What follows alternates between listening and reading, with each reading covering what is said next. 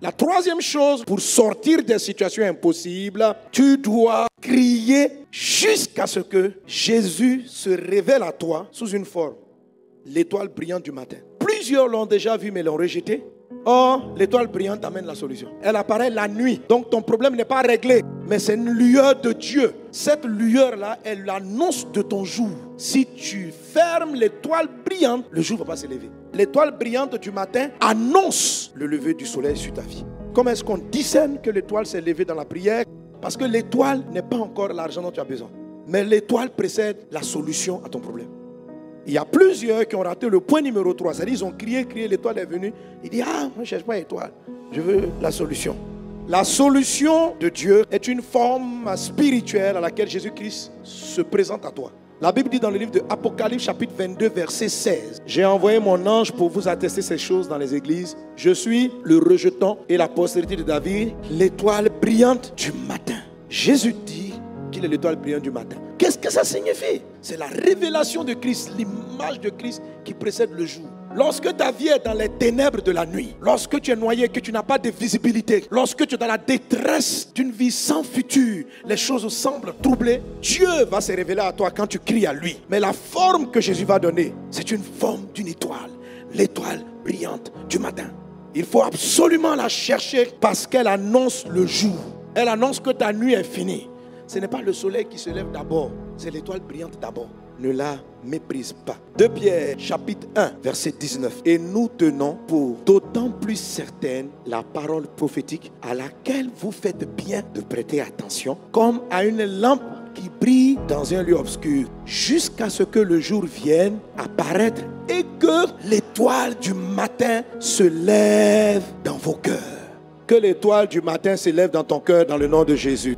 L'étoile du matin, c'est une lueur de Dieu qui intervient. Ce n'est pas une affaire que quelqu'un vient t'annoncer une bonne nouvelle. Non, c'est quelque chose que tu vis. Quand l'étoile brillante du matin apparaît, ce qu'elle fait, elle donne de la joie. Tu es dans les larmes, mais il y a une joie. Tu ne sais pas d'où elle sort. La joie vient dans ton cœur. Ça s'appelle la joie divine. La joie divine n'a pas de raison valable d'arriver. Elle n'a pas de circonstance qui la justifie. Tu vois, si tu commences à sauter, on va te demander pourquoi tu sautes. Parce qu'on ne peut pas sauter de joie sans cause. Le truc avec la joie divine, c'est que la joie arrive sans que tu saches pourquoi. C'est pourquoi beaucoup ne la reconnaissent pas. Parce que quand elle arrive, tu te demandes, mais pourquoi je suis content? Le truc avec la joie divine, c'est qu'elle est vraiment merveilleuse. Comme si Dieu te rend joyeux avant l'événement de la joie. Dans le monde, l'événement arrive et puis tu es joyeux. Chez Dieu, tu fêtes avant de savoir pourquoi tu fêtes. Et quand l'allégresse arrive dans ton âme et dans ton cœur, il faut la célébrer. La Bible dit la joie est un bon remède. Ce n'est pas la joie naturelle, c'est la joie divine. Elle guérit le corps. La joie du Seigneur est ma force. Elle vous donne de l'énergie. Donc Dieu t'envoie l'énergie par rapport à la suite. La joie divine rajeunit. La détresse vous fait perdre beaucoup d'années. Tu peux être dans la pauvreté, dans la misère jusqu'à 70 ans. Et tu vas crier à Dieu. Dieu, je vais mourir comme ça sans laisser un héritage à mes enfants. Ce n'est pas l'argent que tu te donnes d'abord. Il a un remède qu'on appelle la joie divine. La joie divine se présente d'abord sous la forme de l'étoile dans ton cœur. Quand elle arrive, elle ramène tes cellules. Donc ton âge sur papier c'est 70 ans, mais tu vas te retrouver avec la vigueur d'un jeune de 30 ans. De sorte de pouvoir accomplir tes jours et de pouvoir réaliser ton destin. C'est un miracle. L'étoile brillante du matin n'est pas naturelle. Parce que le truc c'est que quand elle arrive, elle n'a rien de concret. Tu n'as pas l'argent dans la main. Tu n'as pas le mari que tu attendais. Tu n'as pas la grossesse. C'est ce que Anne a vu. Son visage ne fut plus jamais le même. Quel visage elle avait? Elle avait un visage de tristesse. Son mari ne l'avait même pas encore touché. Qu'elle a commencé à être joyeuse sans être enceinte. D'où ça lui venait? La joie divine. Comment est déclenchée la joie divine? L'étoile brillante du matin.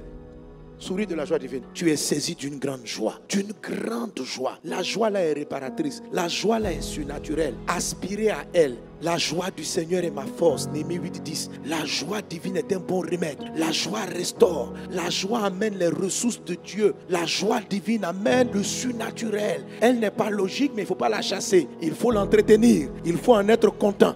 Des années de détresse, ça vous casse la foi. Ça tue en vous le rêve. Donc quand la joie arrive là, elle répare, elle guérit tout ce que les années de tristesse ont fait. Tu vas obtenir le physique de quelqu'un de 30 ans et te faire rattraper les années que la détresse t'a fait perdre. Oui, Dieu va sécher tes larmes. Amen. Comment est-ce qu'on la déclenche? 2 Pierre 19. Il dit, vous faites bien de prêter attention à la prophétie. pour déclencher l'étoile brillante du matin, il vous faut prier, crier sur la base de ce que Dieu a dit. Quelle que soit ta détresse, il existe dans les Saintes Écritures un verset qui correspond à ta situation. Si tu es dans la détresse de ne pas avoir d'enfant, tu peux citer Ésaïe 61, la stérile va enfanter.